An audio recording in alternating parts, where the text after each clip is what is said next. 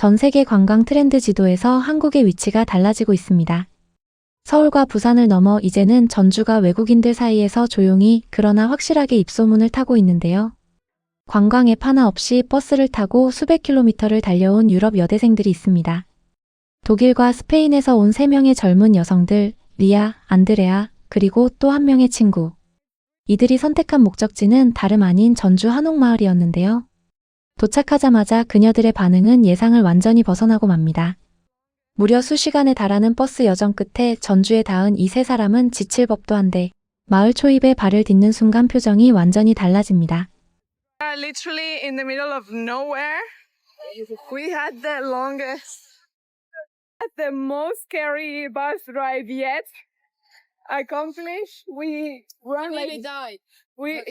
like the Harry Potter scene. 한국에서 버스 여행이라는 것 자체가 유럽과는 차원이 다른 경험이었던 건데요. 유럽에서는 장거리 버스가 낡고 불편한 경우가 많고 연착도 잦아 이동 자체가 큰 스트레스가 되곤 합니다. 반면 한국의 시외버스는 시간이 정확하고 좌석도 쾌적하게 갖춰져 있죠. 그러니 힘들었던 기억보다 이 나라의 편리함이 더 강하게 남는 겁니다. 잠시 짐을 맡길 장소를 찾으며 마을을 둘러보던 그녀들은 골목 하나를 꺾자마자 완전히 다른 세상과 마주합니다. 기와지붕이 켜켜이 이어지고 흙담 위로 초록빛 나무가 얼굴을 내밀고 있는 그 길. 전주 한옥마을의 골목은 외국인의 시선으로 보면 마치 조선시대를 그대로 꺼내놓은 것 같은 풍경이거든요. 리아는 골목을 걸으며 정말 예쁘다는 말만 반복했는데요.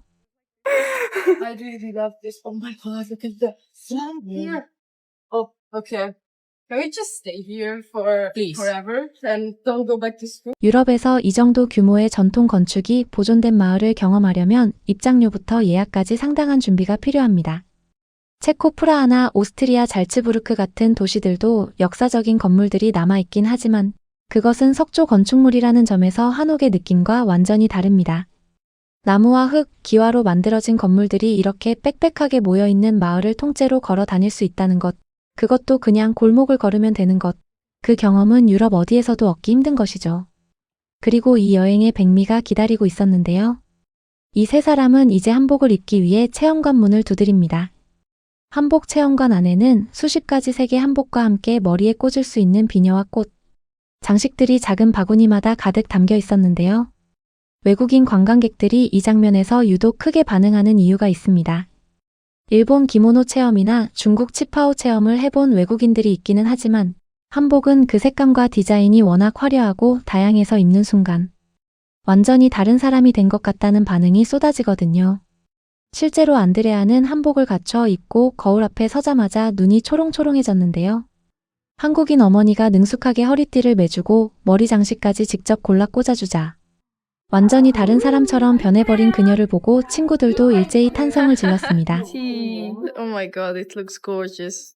When you look back to the 한복을 차려입은 이 세 사람은 이제 경기전으로 발걸음을 옮깁니다.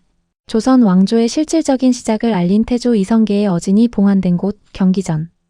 진홍색 경계선 안쪽 길을 따라 걷는 그녀들의 모습이 마치 조선의 궁녀들이 거니는 것처럼 보일 정도입니다. 경기전은 한국인들에게도 전주 여행의 핵심 코스이지만 외국인들에게는 더욱 특별하게 다가옵니다. 수백 년의 역사를 가진 이 공간이 여전히 잘 정비되어 있고 입장료 역시 매우 저렴하거든요. 프랑스 베르사유 궁전을 방문하려면 수만 원에 달하는 입장료가 기본이고 줄도 길어서 한나절이 사라집니다. 그런데 한국은 이 정도 규모와 역사를 가진 공간을 단돈 몇천 원에 심지어 한복을 입으면 무료로 들어갈 수 있게 해두는 거죠. 그 자체가 이미 이 나라의 문화에 대한 태도를 보여주는 것이라 할 수 있습니다. 한복 차림으로 이곳저곳을 누비던 이 세 사람은 어느새 해가 기울자 남부시장으로 향합니다. 형형색색의 LED 조명이 천장을 수놓은 남부시장. 야시장의 모습은 처음 맞이하는 외국인들에게 그야말로 눈이 돌아갈 정도의 풍경이거든요.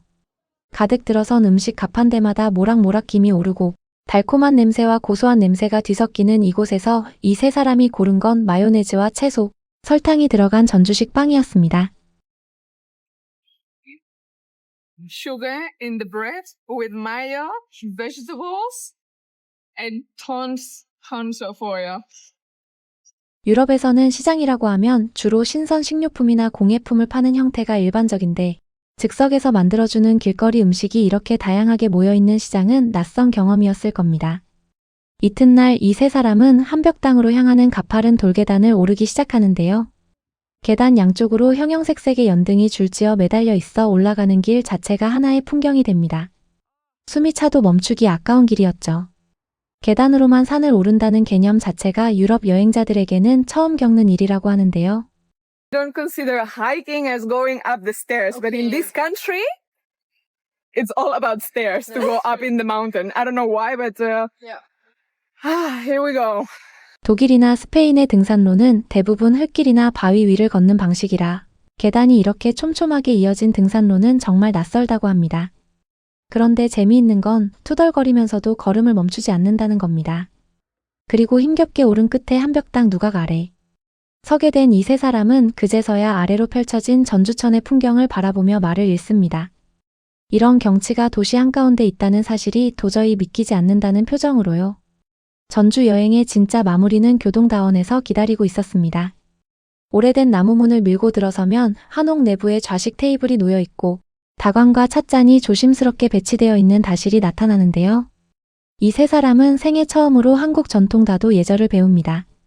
다관에 물을 따르는 순서, 뚜껑을 닫고 10초를 기다리는 것, 그리고 숨구멍을 잡고 천천히 따르는 법. 이 모든 과정이 이 세 사람에게는 완전히 새로운 언어였습니다.